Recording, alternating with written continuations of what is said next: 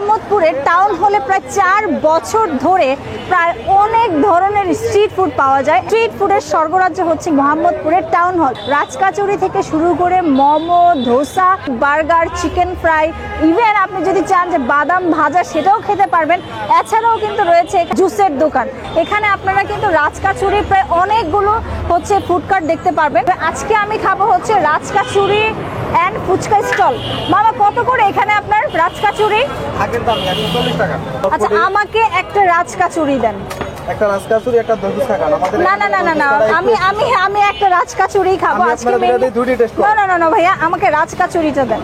এটা হচ্ছে ফার্স্টে নিমকি দিচ্ছেন। আচ্ছা আজকে একদম রাজকাচুরির A to Z প্রসেসিংটা জানবার। এটা কি দিচ্ছেন? ফুচকা ভাঙা দিচ্ছেন। এই ফুচকাগুলো কি আপনারা নিজেরাই তৈরি করেন?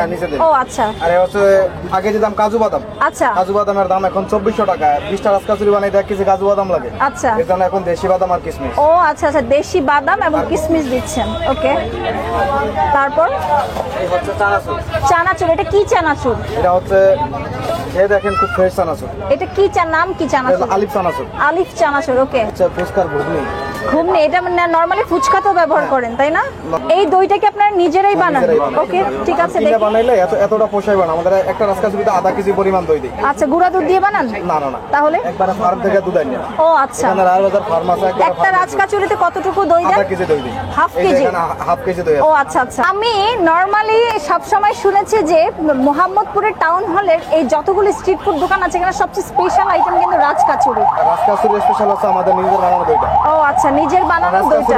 এটা কি টক দই নাকি মিষ্টি দই? টক মিষ্টি। টক মিষ্টি। টক দইও দেই চিনিও দেই। এখানে দিচ্ছেন ডিম। বাহ এটা দিচ্ছেন হচ্ছে চানাচুর। চানাচুর। ওয়াও। আর যদি টমেটো সস কেউ পছন্দ করে সস আমরা দুই ধরনের সস দেই। অনেকে বাচ্চা থাকে জাল সস, এটা গ্রিন সস দেই, আর টমেটো সস দেই। টমেটো সস যে চাইরে দেই, যে না চাইরে দিই না।